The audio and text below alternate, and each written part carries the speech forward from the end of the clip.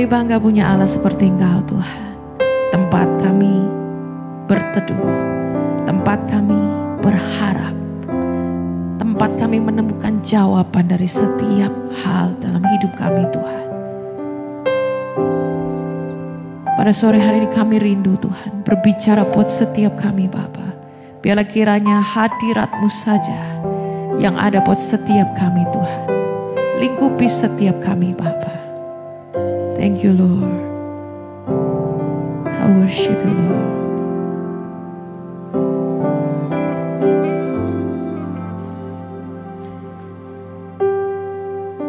Tenanglah kini hatiku, Tuhan memimpin langkah hidupku.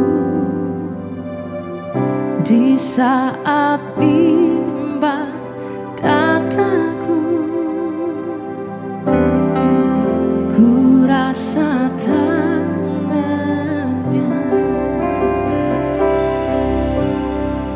Tenanglah kini hatiku, Tuhan memimpin langkah hidupku.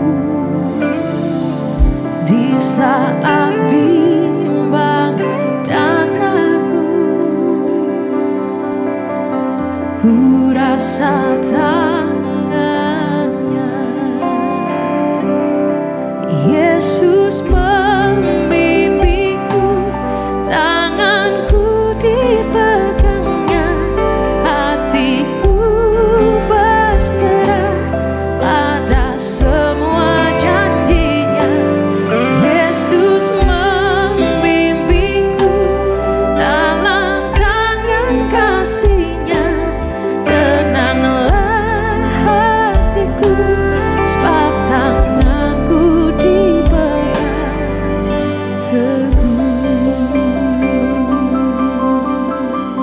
Sama-sama naikkan pujian. Tenanglah kini hatiku, Tuhan memimpin langkah hidupku. Di saat bimbang dan ragu,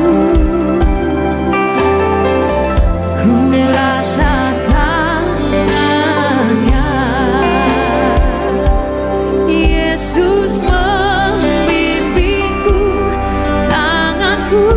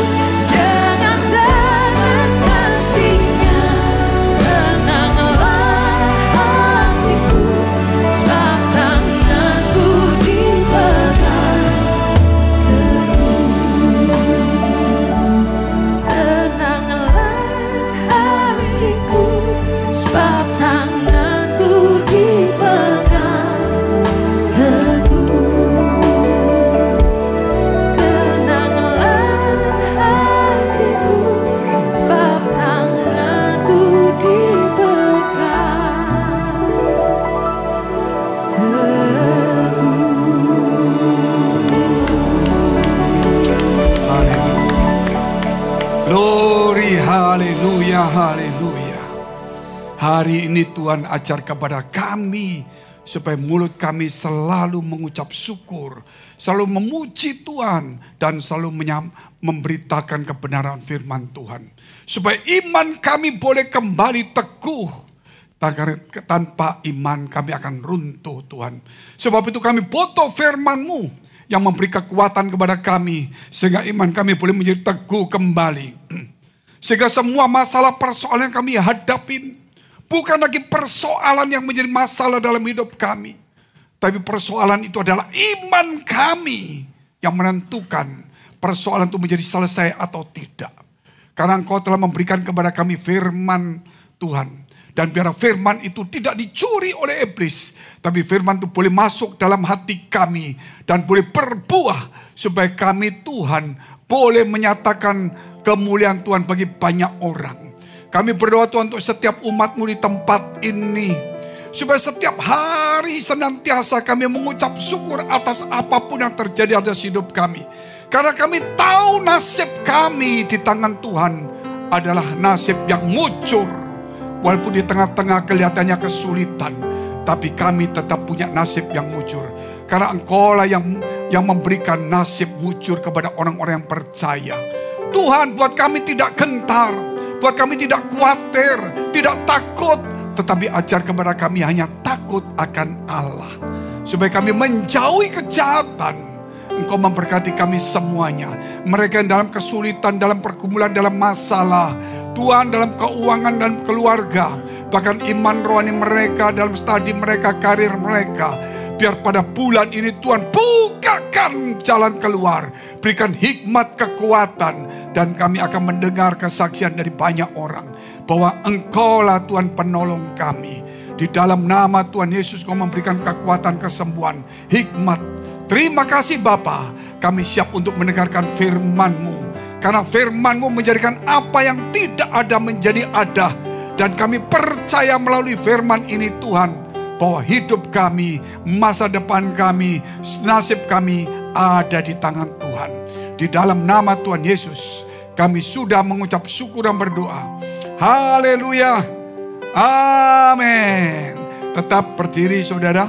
Kita akan baca bersama-sama tentang Mega Project Karakter Kristus. Ikutin saya, Mega Project Karakter Kristus hari Sabtu. Mega Project Karakter Kristus Sabtu. Taat, kasih, berkorban, bijaksana. Taat, kasih, berkorban, bijaksana. Ya, terima kasih, silakan duduk. Kalau kita bicara kasih, saudara, itu gak bicara untung rugi. Bicara kasih itu berarti memberikan waktu, hatinya, perhatiannya. Dan berkorban untuk orang yang kita cintai. Siapakah saudara yang kita cintai di dunia ini?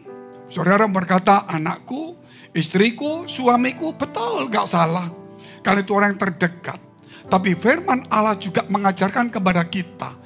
Bukan hanya mencintai atau mengasihi anak istri kita. Tapi kita harus bisa mengasihi, mencintai Tuhan. Dan firman itu sendiri. Ketika firman itu masuk dalam hati kita. Maka kita mulai mengerti Tuhan dan kita mengasihi Tuhan. Kenapa saudara? Karena Tuhan itu Tuhan yang peduli kepada kita. Sebelum kita berdoa, dia sudah tahu kebutuhan kita. Luar biasa saudara. Tapi kerap kali karena kita tidak mengerti, maka kita datang, Tuhan tolong, Tuhan ada masalah, Tuhan tolong. Gak salah juga. Tapi saya mau beritahu kepada saudara, kalau iman kita kuat dan kita mengenal siapa Tuhan kita. Saudara, dia tidak akan membiarkan anaknya celaka. Tetapi dia izinkan masalah, itu untuk mendidik kita. Untuk mendidik kita supaya kita belajar iman kita boleh berakar kepada Tuhan. Supaya ketika ada masalah saudara mungkin terguncang. Tuhan izinkan, mau diguncang di mana? Makanya ketika bangsa Israel di zamannya Yosua setelah masuk ke Kanaan. Ketika dia dulu di zamannya Abraham. Kemudian saudara suatu hari Tuhan bicara kepada Abraham. Nanti Keturunanmu akan dibawa ke satu negeri menjadi budak. Setelah 400 tahun akan kukembalikan ke Kanaan. Musa lah dipakai dari Mesir itu kembali, tapi dia tidak sampai ke Kanaan. Kemudian Yosua masuk ke Kanaan. Yosua mulai keliling semua Kanaan, dan dia mulai baru lagi untuk mulai mendudukin janji-janji Tuhan yang diberikan kepada dia. Setiap telapak kaki yang kau injakan ke tanah itu adalah milikmu. Jadi Tuhan berkata begini, saudara, tergantung kamu sekuatmu seberapa, tergantung rajinmu dan percayamu seberapa. Tuhan tidak katakan batas ini ya, tidak lebih. Memang ada batasnya, saudara. Tetapi itu tidak mungkin kita kerjakan semuanya. Tetapi Tuhan katakan, boleh aku kasih kamu luas, tetapi tergantung kakimu juga. Artinya Tuhan memberi kepada kita juga banyak hal yang luar biasa. Tapi kalau kita gak punya iman, gak punya hati, gak bisa. Maka kemudian Yosua sudah keliling. Akhirnya sampai dia perang dengan Filistin. Sampai dia berkata kepada matahari. Dan berkata, matahari, bulan, berhenti di Askelon. Berhentilah. Sehingga dia waktu peperangan itu selama, saudara, itu matahari berhenti lama. Sehingga dia menang. Saudara. Makanya ada riset. Di dunia riset. Dunia ini diputar pakai komputer, apa itu ada risetnya. Ketika diputar, saudara pakai komputer itu enggak tahu cara gimana, berhenti dia. Tuh, kok berhenti ya? Waktu berhenti tidak lama lagi, jalan lagi. Oh ini salah, dicek lagi. Jalan lagi, berhenti lagi di tempat yang sama. Di waktu yang sama. Kenapa? Ada orang Kristen tanya. Itu berhentinya di mana? Di situ. Coba dihitung tahunnya mundur. Ternyata tahunnya tahun Yosua saat itu. Itu tidak bisa dipungkirin, saudara. Tetapi kemudian apa yang Yosua lakukan? Ada 5 bangsa yang belum dikuasain. Dan Tuhan mengizinkan 5 bangsa ini menjadi duri daging bagi bangsa Israel. Kenapa kok nggak diselesaikan? Supaya bangsa Israel yang tidak mengenal perang, supaya ada latihannya. Saudara, demikian kita ini juga diizinkan ada beberapa masalah di sekeliling kita. Mungkin itu bukan akibat kesalahan kita, juga mungkin kesalahan kita. Tapi diizinkan untuk kita dilatih berperang. Supaya iman kita menjadi kuat, saudara. Jadi kita bukan anak gampangan, saudara. Jangan jadi orang Kristen, oh aku jadi Kristen gampang berdoa, pasti dapat. Ya oke lah dapat. Itu satu kisah di NTT. Saya ketemu dengan satu toko yang tahun berapa itu? 60 berapa itu? Kejadian air jadi anggur. Ini saksi mata tinggal 1 orang. Nanti kalau saudara misi ke NTT ke Soe, saudara pergi ke namanya Yatim Piatu. Di situ nanti ada bapak umurnya 92-93. Saudara bisa tanya dia. Dia punya riset, orang yang bijaksana, bekas ketua DPRD 2 kali. Risetnya tuh ngomong gini, Pak Fengki, kami itu NTT, mujizat bagi kami biasa. Bangsa orang-orang NTT ini sudah melihat mujizat yang belum pernah terjadi, itu terjadi juga di Indonesia, di NTT. Air jadi anggur, orang mati bangkit dan semuanya. Itu alam melawat semuanya. Orang-orang buta. Itu teman kami yang sudah dipanggil Tuhan, dulu ikut melayani di ITC. Itu yang pertama dipakai Tuhan. Jadi dia merayap gak cecak gitu, saudara. Terus kemudian dia bawa fluid. Tidak tahu Tuhan suruh bawa fluid. Sehingga dia berkata, hei orang tuli dengar prit. Mana bisa dengar orang tuli mau dengar. Tapi di prit, yang tuli bisa dengar berarti sembuh. Hei orang buta lihat ini, dia bawa senter, saudara. Ada orang buta kan gak lihat di senter ini. Orang buta bisa lihat. Jadi mujizat luar biasa. Setelah itu mujizat itu terus terjadi. Dan orang ini ngomong sama saya, kami sudah biasa mujizat, Pak. Tetapi kami belum pernah latihan perang. Kami selalu minta mujizat kepada Tuhan. Kami berdoa minta mujizat terjadi. Akhirnya, kami selalu minta belas kasihan Tuhan untuk menolong kami melalui mujizat. Ketika kami mulai miskin, susah. Kenapa? Kami cuma berdoa minta mujizat. Kami tidak pernah dilatih untuk kerja. Hanya cuma minta mujizat. Tuhan minta belas kasihan. Maka Tuhan kirim mujizat. Melalui apa? Bapak-bapak ini datang semua. Datang itu artinya dia minta Tuhan kirim. Ternyata waktu Bapak datang semua di sini, Tuhan memang menolong mereka. Beras dikasih, sekolah dibangun, gereja dibangun, banyak kita bantu. Tapi ternyata bukan cuma itu. Kedatangan kita semua mengubah gaya hidup mereka. Supaya mereka bukan lagi mencari mujizat. Mereka mulai bekerja dalam hidupnya. Sehingga dia katakan, maaf, ini dia ngomong, nanti ada videonya. Saudara, videonya ada. Jadi makanya NTT ini, kenapa kami miskin terlalu lama? Karena kami percaya mujizat dan selalu minta mujizat. Sehingga kami lupa untuk kerja. Kami hanya cuma minta belas kasihan. Saudara, dari situ saya langsung tangkap. Ini orang bijaksana. Saya langsung gabungkan dengan Tuhan yang suruh saya buka gereja karakter Kristus. Betul juga. Kalau kita terlalu mengandalkan mujizat bukan salah. Itu milik Tuhan dan pasti terjadi. Tapi kalau mengandalkan mujizat terus, saudara, kita cuma minta belas kasihan. Kita tidak akan pernah kerja yang baik. Kita kerjanya asal-asal kerja, nanti ada mujizat. Itu mencobai Tuhan menggampangkan. Tetapi karena kita tidak biasa minta mujizat, tapi kita percaya ada mujizat. Sehingga kalau kita kerja, kita berdoa, Tuhan kasih aku hikmat. Aku tak survei, tak mikir, kenapa begini. Tentu bukan itu yang menentukan kita bisa berhasil. Tapi itu menunjukkan bahwa kita usaha. Amin. Supaya kita tidak minta belas kasihan kepada Tuhan. Memang Tuhan boleh kita minta. Tapi akhirnya Tuhan kirim orang lain, loh tak tolong kamu. Jadi kita akhirnya mandul.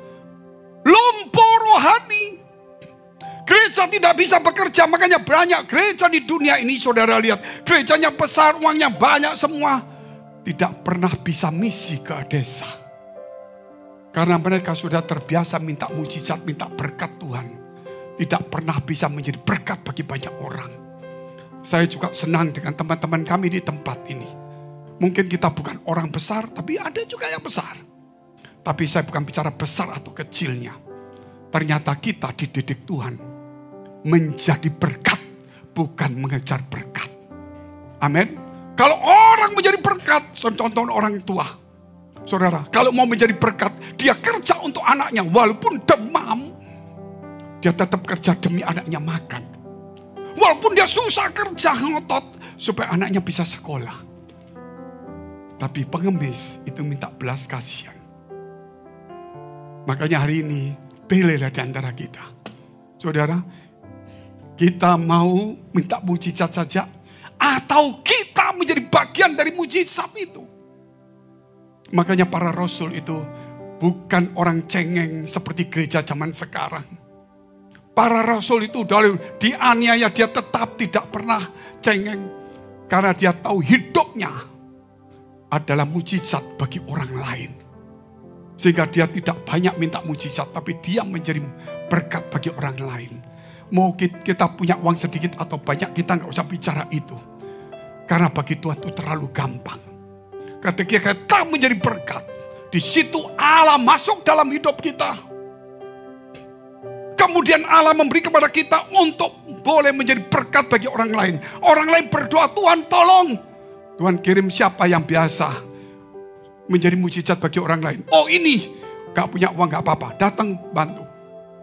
Saudara. Tapi kalau kita bilang, oh aku gak punya duit, gak mau misi deh. Berarti saudara menghalangi berkat orang itu. Karena saudara mau dipakai. Kedua, saudara menutup diri saudara untuk berkat itu juga. Saya gak bicara berkat uang. Tapi hidup kita adalah berkat itu sendiri. Jangan sampai di dalam hidup kita ini orang-orang percaya lupa bahwa kita itu adalah berkat. Sehingga akhirnya kita mengejar berkat di gereja. Kita lupa semuanya. Mau susah nggak susah. Apa yang dikatakan oleh Petrus ketika pergi ke rumah Allah. Dia sementara berjalan. Ada orang sampingnya. Minta-minta. Petrus berkata, emas perak aku nggak punya. Tapi demi nama Yesus Kristus. Orang itu bisa sembuh, bisa bangkit. Betul nggak saudara? Karena dia nggak ngejar berkat. Buktinya gak ada uang. Tapi tetap menjadi berkat. Tapi gereja kita, saudara, bukan kita. Maksudnya gereja seluruh dunia ini. Sebagian mandul. Punya duit pun, punya apapun. Masih gak mau menjadi berkat. Gak punya duit pun harusnya bisa jadi berkat. Mendoakan orang lain. Saudara, gak usah kita harus berkati dulu baru doain. Ya enggak boleh toh Pak. Kita mesti diberkati dulu baru berkati orang lain. Bagus, teorinya enggak salah juga. Coba lihat Ayub. Ayub itu susah. Istrinya ninggalkan, anaknya mati, hartanya habis. Kena gatal semua, hancur kulitnya. Miskin mendadak. Karena Tuhan melepaskan pagernya. Karena iblis berkata, karena engkau memagari, makanya dia tetap cinta kamu. Coba pagernya angkat. Aku yang mencobain. Kata Tuhan, silakan. Pagernya saya lepas. Kalau pagernya gak dilepas, iblis gak bisa nyobain kita. Silakan kamu cobain.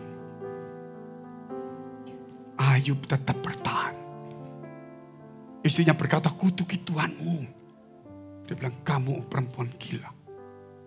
Ketika dia susah setengah mati, 3 temannya ngolok-ngolok dia. Tuhan ngomong, Yub, doakan temanmu yang kaya itu, yang 3 orang tidak kena penyakit, gak punya masalah. Kalau kamu tidak doakan, dia akan kutulai. Ayub tidak ngomong gini, Tuhan, wah aku lagi susah doain orang besar. Tuhan berkati aku dulu dong. Tidak. Maka Ayub datang kepada orang itu. Dan dia ngomong, aku doakan kamu. Pasti orang itu nolak mestinya. Tapi Ayub bukan bicara soal dia hebat. Kerap kali kita mengatakan kalau aku doain orang, aku yang hebat dulu. Betul gak saudara? Gak. Seakan-akan saudara yang hebat. Ingat, kita gak ada yang hebat. Yang hebat hanya Tuhan. Kita punya duit, gak punya duit. Susah gak susah. Kita bisa doain orang yang kaya sekalipun. Bukan karena kita hebat, karena Tuhan yang hebat. Kita hanya cuma saluran. Akhirnya Ayub mendoakan. Dan apa yang terjadi? Mereka tidak dikutuk Tuhan. Tidak ditulai Tuhan. Ayub saat itu berubah. Dan berkatnya naik. Saudara. Jadi dari sini saudara kita tahu. Bahwa kita hidup itu adalah berkat itu sendiri. Amin. Kalau kita sadar kita adalah berkat itu sendiri. Kemanapun juga. Seperti Abraham. Tuhan katakan. Itu dalam Kejadian 12 ayat 1-3. Nggak usah dibuka. Tuhan berkata, Abraham, kamu pergi ke satu negeri. Siapa yang untuk kamu akan terkutuk. Siapa memberkati kamu akan diberkati. Luar biasa enggak? Berarti Abraham tidak boleh disentuh. Jadi dia itu berkat. Orang ngasih dia dapat diberkati sendiri. Orang ngutuk kena kutuk. Berarti dia itu sumbernya sendiri juga di dalam Tuhan. Tapi kita akan lain saudara hari ini. Mental iman kita harus berubah hari ini. Kalau enggak kita akan menjadi pengemis-pengemis rohani. Kita memenuhi gereja hanya cuma ingin kita punya diberkati. Kita lupa bahwa Tuhan ada dalam hidup kita. Sehingga kita saudara tidak percaya dengan doa kita. Makanya kita harus mengubah hidup hari ini. Kita akan bicara tentang Tuhan memagari dan beri nasib mujur. Tuhan memagari dan beri nasib mujur. Kalau sudah tahu, Ayub itu dipagari Tuhan. Setan mau masuk, mau menghancurkan gak bisa. Ketika Tuhan berkata, baik, pagernya aku angkat. Kamu boleh lakukan apa saja, tapi tidak boleh ngambil nyawanya. Silakan. Mulailah setan merusak Ayub. Karena pagernya diangkat. Berarti orang percaya ini, percayalah Bapak Ibu Saudara semua, ada pagar yang memagari kita. Amin. Ada pagar yang memagari kita. Kadang-kadang pagar itu dilepas sedikit. Supaya kita dilatih berperang. Dilepas oleh Tuhan dikit gak masalah. Tapi jangan merusak pagar itu sendiri. Kalau kita merusak pagar yang dari Tuhan dengan berbuat dosa dan mulai malas ke gereja, tidak cari Tuhan sungguh-sungguh, kita akan memperbaiki pagar kita, bukan punya hak di situ. Kita harus bertobat balik. Tetapi kalau Tuhan angkat itu pagarnya, sedikit dibuka, dia akan nutup kembali karena dia yang buka, dia yang nutup. Tapi kalau kita yang merusak, memang kita harus mengubah menjadi bertobat kembali. Gak gampang bertobat itu. Makanya jangan hidup di dalam kesalahan. Ada pagar. Kalau ada pagar berarti ada nasib yang baik dalam hidup kita. Karena Tuhan memagari pasti nasibnya baik. Pagar dilepas pun nasib tetap baik. Katakan amin dulu. Pagar dilepas tetap nasib baik. Walaupun mengalami kesulitan. Kita lihat dulu. Poin pertama. Kebenaran dan keberuntungan. Nasib baik, kebenaran, keberuntungan. Ya, kita lihat aja 2 Raja-Raja 18 ayat 1 sampai dengan 7. Kita ambil perjanjian lama. Maka dalam tahun ketiga, zaman Hosea bin Ela, Raja Israel, Hizkia, anak Ahaz Raja Yehuda menjadi raja. Jadi Israel terpecah jadi 2. Satu kerajaan Israel, satu kerajaan Yehuda. Hizkia ini keturunannya Daud. Tapi ini bukan. Terus ia berumur 25 tahun pada waktu ia menjadi raja, Hizkia. Dan 29 tahun lamanya ia memerintah di Yerusalem. Berarti 25 tambah 29. Berapa? Cepat. Mau minta kaya, ngitung gak usah lama. Mau minta kaya, ngitung gak bisa cepat. Mau minta kayanya cepat. Ngitung cepat aja belum tentu kaya cepat. Saudara. Apalagi ngitung lama. Gitu loh. Terus saudara, kita lihat. Memerintah di Yerusalem, nama ibunya ialah Abi anak Zakaria. Terus ia melakukan apa yang benar di mata Tuhan. Tepat seperti yang dilakukan Daud bapak leluhurnya. Dialah yang menjauhkan bukit-bukit pengorbanan, yang meremukan tugu-tugu berhala, dan yang menebang tiang-tiang berhala, dan yang menghancurkan ular tembaga yang dibuat Musa. Loh, kenapa? Itu gambaran Yesus. Jadi kalau kita bersungut-sungut, kita harus lihat salib Yesus, kita sembuh. Dan waktu orang bersungut-sungut waktu itu kena tulah.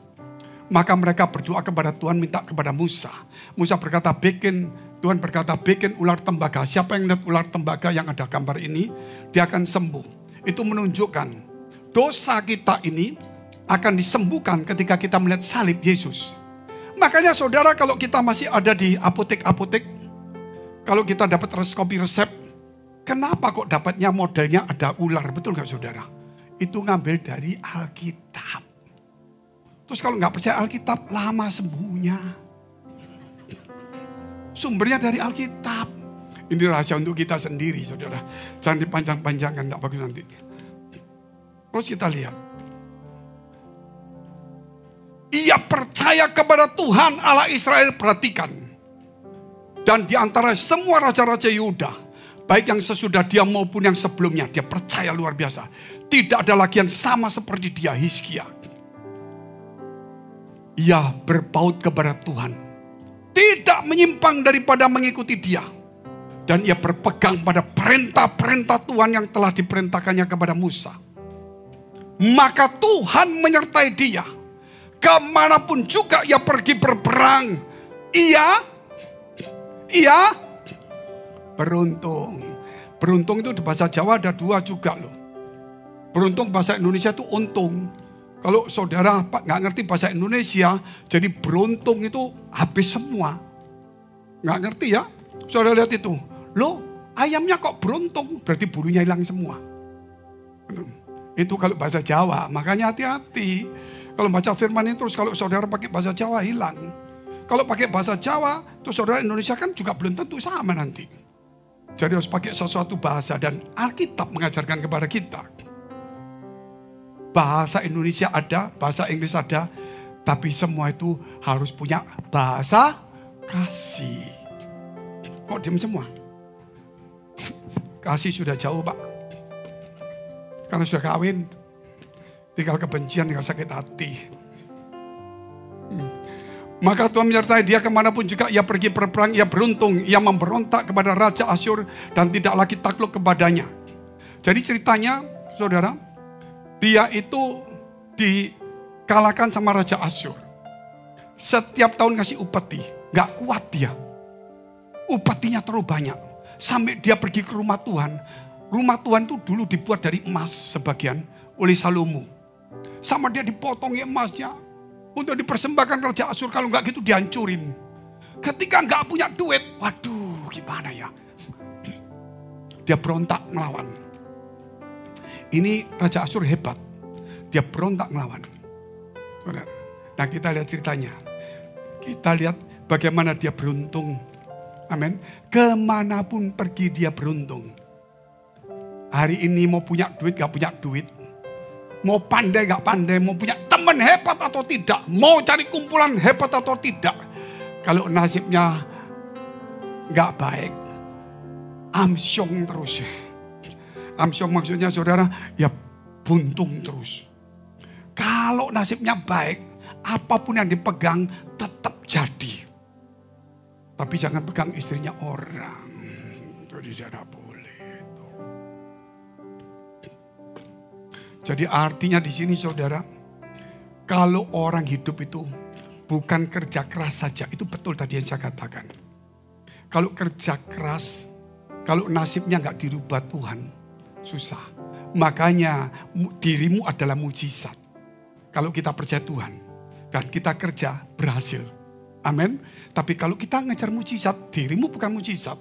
Kamu perlu nasib baik. Berarti harus kembali ke Tuhan ajarannya. Ini luar biasa. Makanya kita itu saudara, nasib kita kalau sudah nasibnya baik. Nasib baik, saudara tahu siapa? Yusuf. Pertama nasibnya buruk karena dapat visi kok tambah buruk. Betul saudara. Saudara invest ke Yusuf, habis. Mau masuk sumur uangnya. Betul gak saudara? Saudara keluar masuk lagi, lu jadi budak. Invest lagi, lu masuk penjara. Tapi ketika Tuhan rubah hidupnya dia, apa yang dipegang dia selalu berhasil. Hari ini yakinlah kita dipagari dan nasib kita bagus. Amin. Nasib saudara besok ke tempat judi pasti habis. Percaya saya. Banyak orang berkata, Pak nasib baik ke judi. Itu sudah bukan jalan Tuhan. Situ langsung begitu masuk, tak, saudara tak. Langsung ganti rolnya. Nasib buruk. Nah, sudah mau doa 7 kali. Bawa pendeta 7. Pendetanya juga bangkrut semuanya. Tidak ada yang enggak bisa dilawan. Itu harus terjadi saudara. Makanya orang Kristen ini enggak usah takut. Saudara. Tetap harus rajin. Tapi yang pasti. Saudara harus yakin dirimu adalah berkat itu. Kalau kita yakin diri kita adalah berkat, berarti kita yakin nasib kita selalu baik, walaupun sekarang kesulitan. Sehingga kita tetap kuat teguh. Kita tidak gampang, saudara, minta-minta sesuatu kepada orang lain. Karena kita tahu ada Tuhan yang memagari kita. Itu prinsip, kalau enggak, saudara, percuma jadi Kristen. Karena saudara enggak tahu nasib saudara, bingung. Kumpul sana, mau cari sana, jodoh, nyari sini, jodoh, setengah mati. Tetapi kalau saudara datang ke Tuhan, Tuhan bisa datangkan semua yang baik. Luar biasa enggak? Sampai saudara tahu, itu namanya Ishak. Abraham ngomong begini sama hambanya, kamu pergi, carikan Ishak itu istri. Tapi jangan cari orang yang tidak kenal Tuhan. Carilah di keluarga kita. Ini orang gak ngerti, cari model gimana ya? Betul gak saudara? Cari model apa? Sana kan ya hampir sama mukanya lah. Betul saudara? Sambil jalan dia berkata, gimana cari ini keluarga? Milihnya gimana? Akhirnya berkata begini, kalau aku jalan, Dan kalau aku minta air, ada orang kasih minum. Itu jodohnya.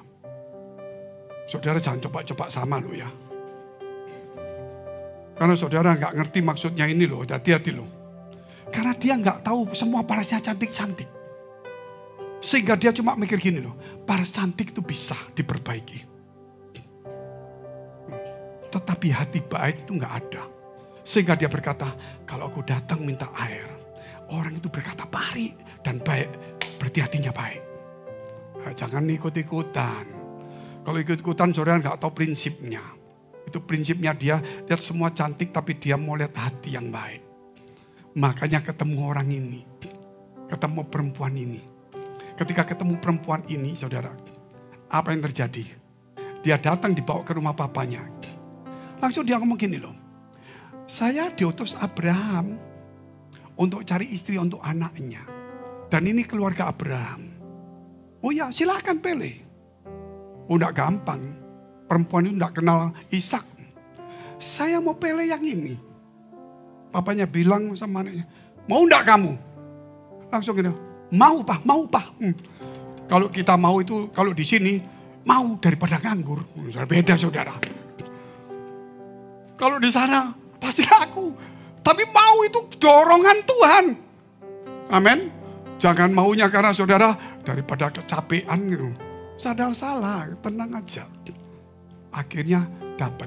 Makanya saya kasih tahu, semua jodoh di tangan Tuhan. Amin. Kalau saudara jodoh cari sendiri, ya memang bisa. Ya tanggung sendiri saja. Jadi kita lihat hal yang kedua, takut akan Tuhan. Hizkia itu takut akan Tuhan. Karena dia takut akan Tuhan, dan di ayatnya juga ada, nanti kita lihat. Ketika sampai Tuhan berkata begini, Hizkia kamu akan mati. Cepat selesaikan.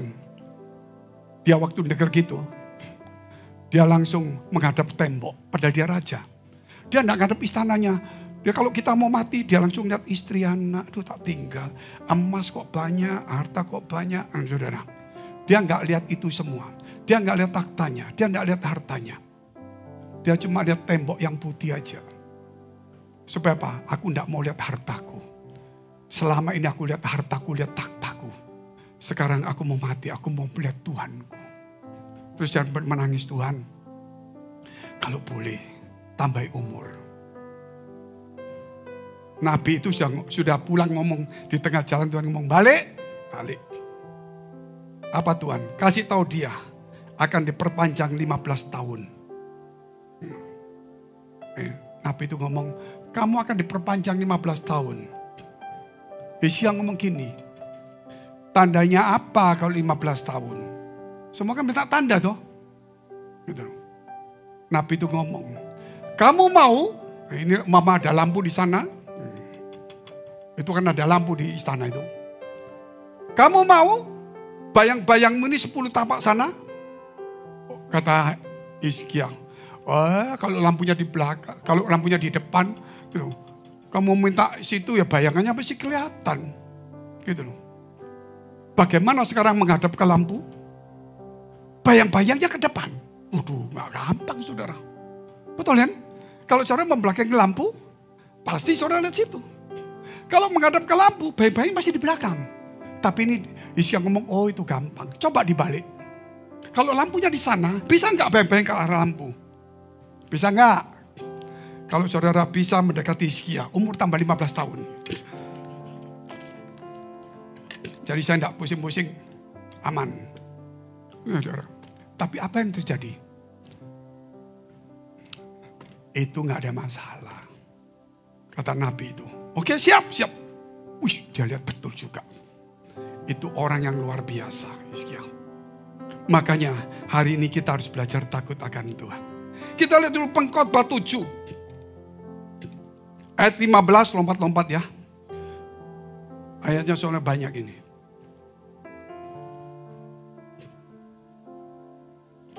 Dalam hidupku, hati-hati ini ayatnya agak sukar. Jadi orang yang gak memperhatikan itu akan menyesatkan dirinya sendiri. Dalam hidupku yang sia-sia, Aku telah melihat segala hal ini. Ada orang yang saleh binasa dari kesalehannya. Kalau saudara baca gini, gak mau saleh aku. Hati-hati, dengar dulu pelan-pelan. Makanya hati-hati, ayat ini mesti pelan-pelan. Ada orang yang fasik, hidupnya lama dalam kejahatan. Oh, kalau gitu aku jadi fasik aja, umur panjang. Betul kan? Tunggu dulu. Pelan-pelan terus kita lihat ayat yang ke-18. Pelan-pelan. Baru kita mengerti. Adalah baik kalau engkau memegang yang satu dan juga tidak melepaskan yang lain. Karena orang yang takut akan Allah. Oh, jadi kalau pegang satu jangan yang lain. Berarti aku saleh termasuk fasik. Betul nggak saudara? Kalau megang satu jangan yang satunya dilepas dua-dua dong. Salah kata-kata itu. Makanya ini benar ayatnya. Jadi karena orang yang takut akan Allah luput dari dua-duanya. Artinya kalau saleh nggak akan mati dalam kesalehanmu. Engkau saleh tetap akan nasibmu baik. Amin. Dan kita tidak mungkin fasik. Itu kita akan diluputkan. Jadi kalau kita tidak kenal Tuhan, saleh pun nggak ada untungnya. Loh kok bisa Pak? Orang saleh kalau nggak kenal Tuhan nggak masuk surga. Halo? Orang saleh nggak kenal Tuhan susah, saudara-saudara. Makanya di sini Tuhan akan luputkan kuncinya. Saleh itu pasti. Kuncinya takut akan Tuhan. Orang takut akan Tuhan pasti saleh. Amin. Orang saleh belum tentu takut Tuhan. Kalau nggak percaya, cari orang jual pisang saleh. Betul nggak saudara? Terus akan nipu kita juga. Gitu. Nggak maksud saya orang dunia yang saleh, yang alim gitu. Cari, belum tentu juga. Makanya dari sini kita harus takut Tuhan. Orang takut Tuhan hanya ada di gereja Tuhan. Karena dia tahu Tuhan dan harus belajar takut akan Tuhan. Ini luar biasa saudara. Terus ayat yang tadi berapa? Iya 19. Hikmat. Jadi salah tadi ya. Jadi orang yang takut Tuhan lepas dari dua-duanya. Jadi bukan dua-dua dipegang. Hikmat memberi kepada yang memilikinya lebih banyak kekuatan daripada 10 penguasa dalam kota. 10 penguasa kota. Siapa yang di kota di sini yang berkuasa? Wali kota, ketua DPRD, Kapolda, siapa lagi? Pendeta, siapa lagi? Pokoknya kurang lebih lah. Semua ya. Tapi orang yang punya hikmat, kekuatannya lebih dari 10 orang kota. Jadi saudara, kalau punya masalah, boleh cari orang yang berkuasa. Tapi ingat, kalau kamu berhikmat, kuasa itu ada di dalam kehidupanmu. Amin. Makanya hikmat itu apa? Oh kalau kau tahu hikmat, permulaan hikmat itu takut akan Allah. Orang yang takut akan Allah punya hikmat. Terus ayat 11 sampai 13. Hikmat adalah sama baiknya dengan warisan. Saudara lihat sekarang di dunia ini. Mama pun dituntut sama anaknya gara-gara warisan. Padahal mama itu, papa itu nyekolahkan anak supaya berhikmat. Kalau sudah berhikmat, itu lebih dari warisan. Berarti saudara tidak amin, saudara kejar warisan ini. Benar saudara, hati-hati. Ini firman gak bisa dilawan. Hikmat adalah sama baiknya dengan warisan. Jangan repot soal warisan. Tapi kalau engkau punya saudara dan kamu tidak dikasih, bisa ngurus tapi jangan repot. Kalau ngurus gak repot gimana? Ya doa sambil urus yang baik. Kalau kamu pergi ke pendeta persoalan, dipotong nanti persentasenya. Karena pendeta jalurnya lain, pengacara jalurnya lain. Merupakan suatu keuntungan bagi orang-orang yang melihat matahari. Terus 12-13. Karena perlindungan hikmat adalah seperti perlindungan uang. Saudara punya uang, merasa aman toh? Hikmat perlindungannya seperti. Jadi kalau orang punya hikmat, saudara lebih dari warisan, lebih daripada orang punya uang. Karena orang berhikmat dapat uang, orang punya uang tidak berhikmat akan habis. Makanya di gereja jangan minta uang, minta hikmat. Wah, Salomo minta hikmat, kasih uang, kasih kekayaan, kasih umur panjang, dan kasih semuanya. Makanya di gereja saya tidak pernah mengajar cari uang, karena cari uang itu buka toko. Tapi saya di gereja mengajar kepada saudara untuk takut Tuhan. Amin. Supaya saudara mendapatkan itu melebihi dari, nanti keluar saudara akan dapat berkat itu sendiri. Terus ayat yang 13. Perhatikanlah pekerjaan Allah. Siapakah dapat meluruskan apa yang telah dibengkokkannya? Kalau sudah kita jauh dari Tuhan, kalau sudah bengkok hidupnya, mau ditekuk aja gak bisa. Kalau sudah percaya Tuhan sungguh-sungguh, jangan pernah mundur karena nasibmu tergoncang. Jangan pernah mundur karena memang situasi ekonomi lagi turun. Karena itu hanya cuma cobaan kecil. Itu hanya pagar dibuka kecil. Tuhan mau nunjukkan, mau lihat kamu kuat enggak. Tetapi kalau kita terus akhirnya ngancurkan pagar kita sendiri, lebih susah. Tetap datang kepada Tuhan. Perlindungan ada pada Tuhan. Yang ketiga, Tuhan memagari. Tadi seperti Ayub. Nah, sebelum cerita ini saya cerita sedikit. Waktu saya ada di negeri Belanda. Di mana ya? Ya, negeri Belanda.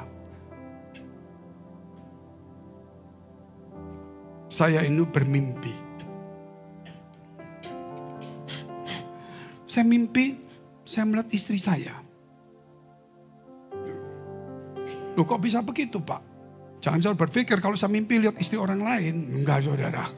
Ini memang mimpinya biasa kan aneh-aneh. Cuma lihat istri saya. Saya lihat istri saya, kok dikelilingi banyak orang sambil nari-nari. Dalam mimpi saya lihat siapa nih? Orang muterin dia. Nah, dia di tengah-tengah. Siapa ini? Waktu sementara saya lihat, suara Tuhan berkata begini. Mulai hari ini, nama istrimu, namanya Felis. Kalau di bahasa Indonesia kan Felice. Dari bahasa Itali, itu suara dan mimpi. Artinya dikelilingi malaikat. Bangun saudara. Dikelilingi malaikat, kok bukan aku yang dikelilingi. Itu egois gak boleh. Kita harus melindungi istri bukan? Nah kalau saudara kok gak aku, berarti saudara istri bukan suami. Saudara, ketika saya gitu, saya bangunkan dia. Kamu dilindungi malaikat, dikelilingi. Lu kenapa? Namamu Felis. Ngawur ganti nama mahal-mahal gini kok, saudara. Apalagi nama Itali. Enggak, itu benar. Ayo kita cari kamus. Cari kamus bahasa Itali. Felis artinya betul.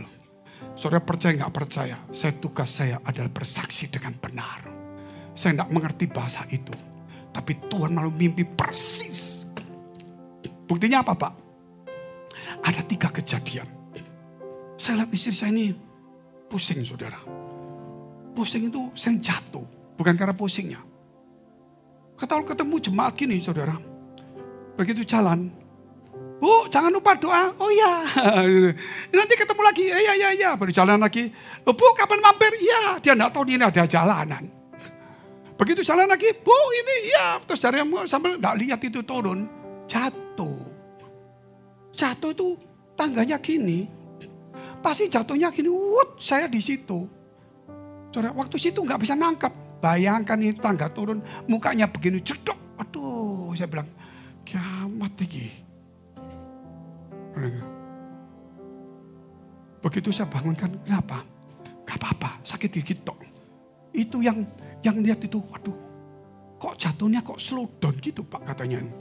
Yang punya tuan rumah, kok pelan-pelan jatuhnya gini, Pak. Loh, saya enggak lihat. Kok jatuh? Terus saya kan enggak enak sama orang itu. Nanti orang itu kan perasaannya, wah kok di rumah saya kok pendetanya jatuh. Tapi untung enggak berdarah. Saya bawa ke rumah, dilihat dulu. Nah, tidak ada cacat, tidak ada apa-apa.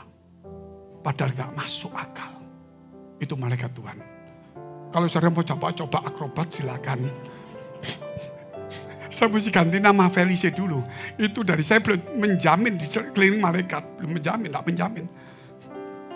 Kedua, saudara, kemarin tuh ada di mana itu? Pokoknya 3, saya kira 2 saja. Kemarin waktu Ladies Devotion di Jakarta, itu kamar mandi itu licin. Dia mandi, itu kan kecil tembok semua. Dia mandi pakai sabun-sabun itu kan licin. Dia jatuh buah gitu. Itu pasti kepala pecah atau sebagian. Kan kecil udah.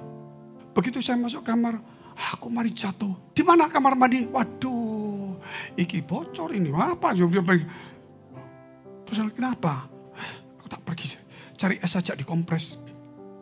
Tidak ada apa-apa. Gitu. Bukan saya minta apa-apa. Tapi jangan coba-coba. Itu memang karena memang kejadian. Kalau saudara coba-coba, istri saya coba-coba, itu mencobai Tuhan gak bisa. Itu sampai saya berkata, kalau bukan Tuhan nolong kamu, kamu sudah cacat seumur hidup. Karena Allah melindungi kamu.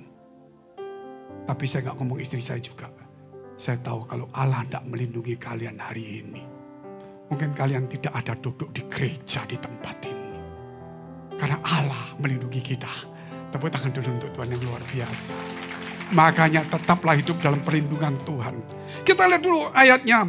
2 Raja-Raja 18 ayat 1 sampai dengan 8. Tidak banyak, ada 100 ayat. Sudah putus asa. Terus 2 Raja-Raja 18 ayat 1 sampai dengan 8.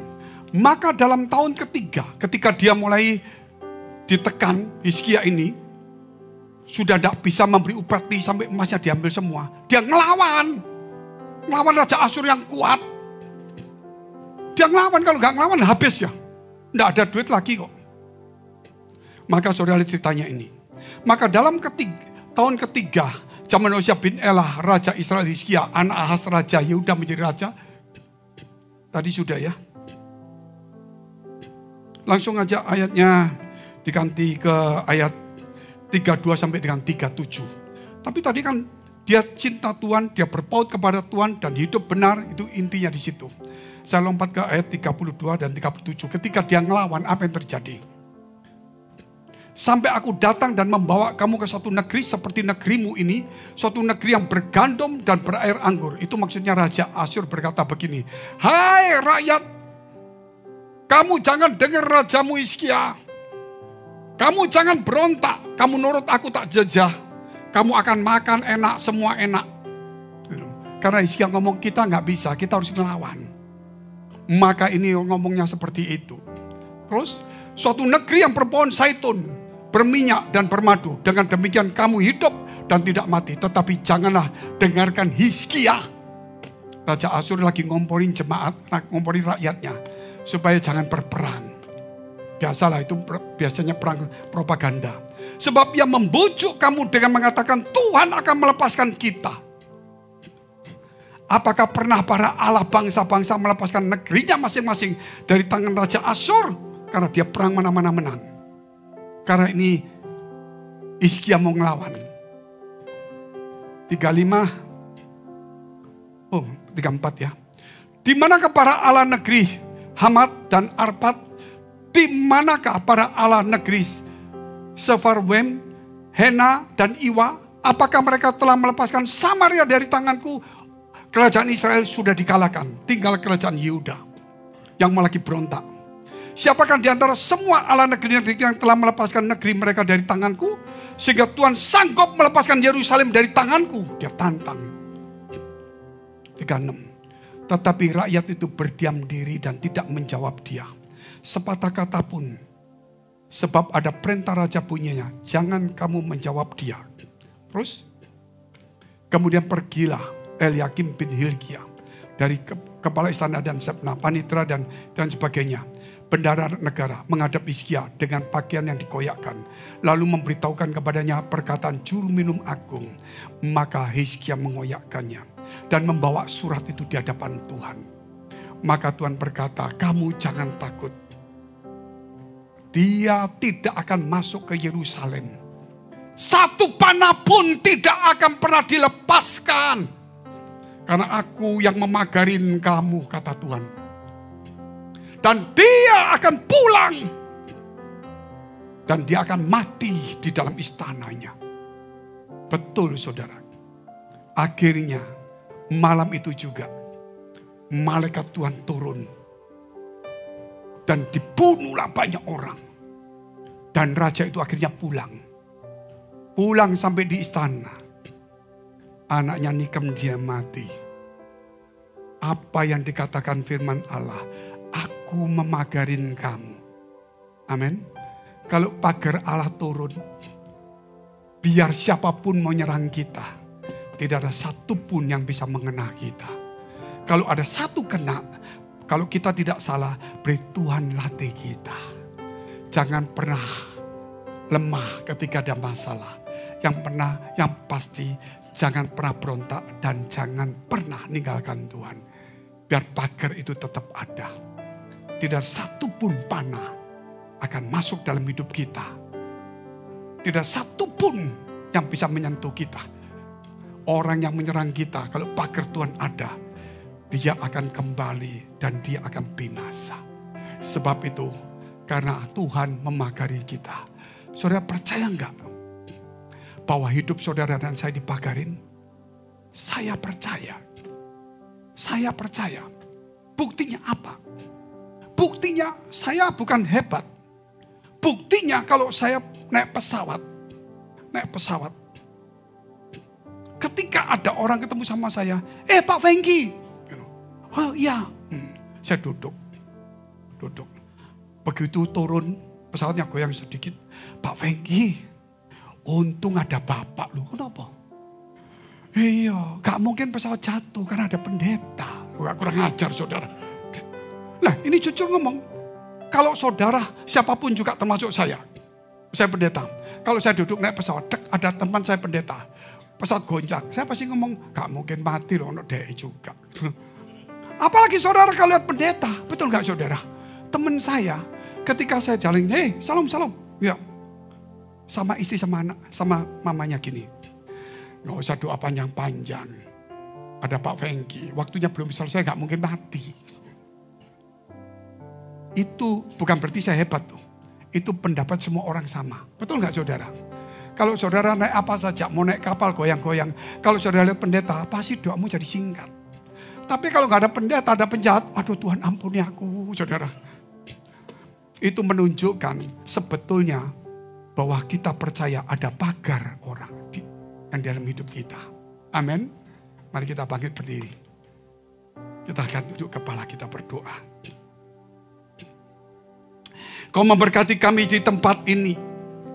Pagar daripada Tuhan.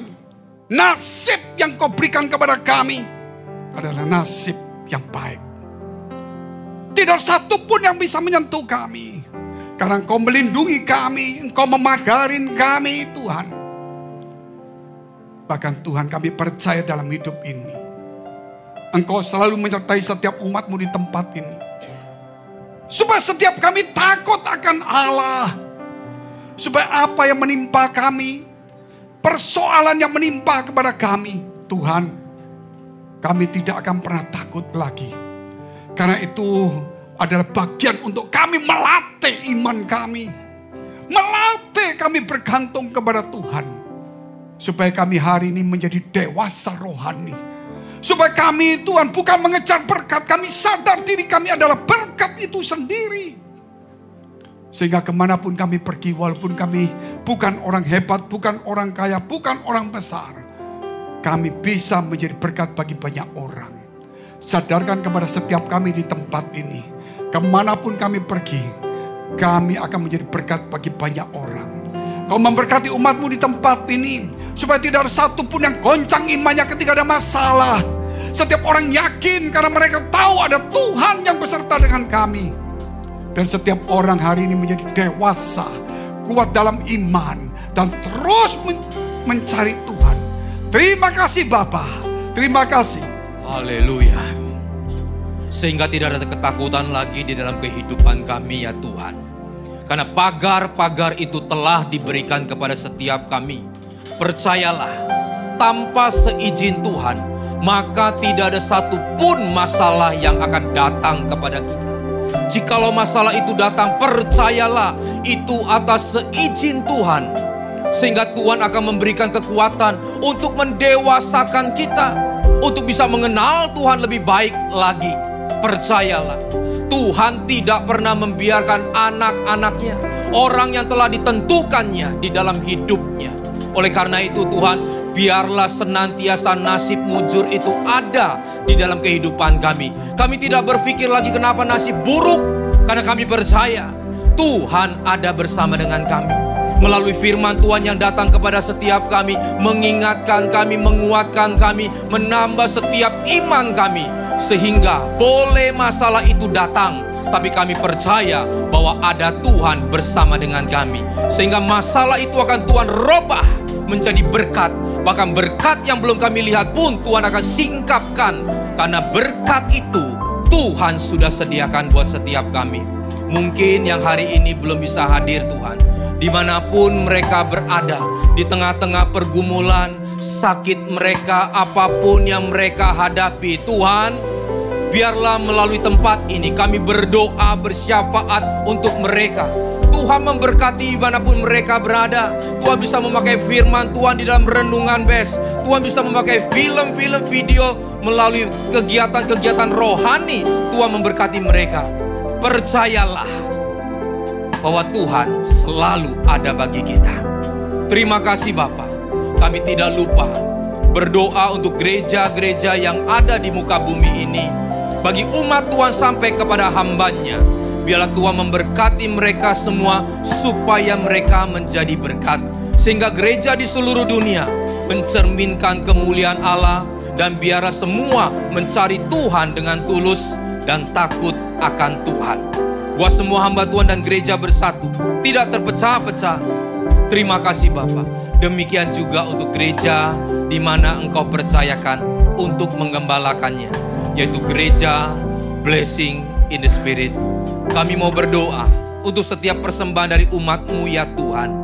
Baik itu diakonia, pembangunan gereja, perpuluhan, apapun yang mereka berikan Tuhan Kau menilainya. Bukan besar atau kecilnya, tapi Tuhan melihat kerelaan hati mereka, Engkau melihat ketulusan hati mereka. Sehingga Tuhan, Engkau membalas dengan kemurahan-Mu, kasih-Mu. Baik itu dalam pekerjaannya, studinya, rumah tangganya, yang terutama juga di dalam kesehatan dan iman kerohanian mereka. Sampai kepada anak cucu, pemeliharaan Tuhan tidak pernah meninggalkannya. Oleh karena itu Tuhan, kami percaya berkat itu selalu ada pada kita. Oleh karena itu yang terpenting adalah menjaga hati. Oleh karena itu Bapak Ibu dekapkan tangan di dada untuk menerima berkat itu pasti. Jikalau Tuhan memberkati tidak ada satu orang pun yang sanggup menahannya. Tapi yang jauh lebih sulit saat berkat itu kita terima. Apakah kita tetap bisa menjadi orang yang rendah hati, murah hati, mengasihi Tuhan dan mengasihi sesama? Firman Tuhan katakan, jagalah hatimu dengan segala kewaspadaan, karena dari situlah terpancar kehidupan. Jemaat yang dikasihi Tuhan, jadilah berkat dan terimalah berkat rahmat anugerah dari Allah Bapa di surga. Di dalam Putra Tunggalnya Yesus Kristus, yang telah mati bagi dosa-dosa kita. Dan Dia bangkit pada hari ketiga. Sehingga kita sembah Tuhan Allah yang hidup. Iman kita bukan kepada Tuhan yang mati. Dia naik ke sorga, menyediakan rumah bagi kita, sehingga kita punya pengharapan yang pasti. Dia akan datang kedua kalinya, menjemput gereja dan umatnya yang berjaga-jaga, kudus, dewasa, bijaksana, serta menghakimi dunia. Dan di dalam persekutuan dengan Roh-Nya yang kudus, menghibur, menguatkan, menginsafkan, dan terus membuat hati kita berkobar-kobar di dalam kasih semula, kekudusan, kebenaran, dan menjadi saksi Kristus mulai hari ini sampai selama-lamanya.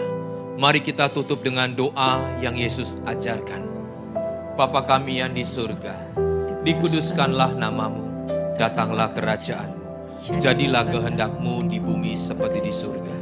Berikanlah kami pada hari ini makanan kami yang secukupnya, dan ampunilah kami akan kesalahan kami, seperti kami juga mengampuni orang yang bersalah kepada kami. Dan janganlah membawa kami ke dalam pencobaan, tetapi lepaskanlah kami daripada yang jahat. Karena Engkaulah yang punya kerajaan dan kuasa dan kemuliaan sampai selama-lamanya. Amin. Tuhan memberkati. Silakan duduk Bapak Ibu. Yang mengerti semua masalah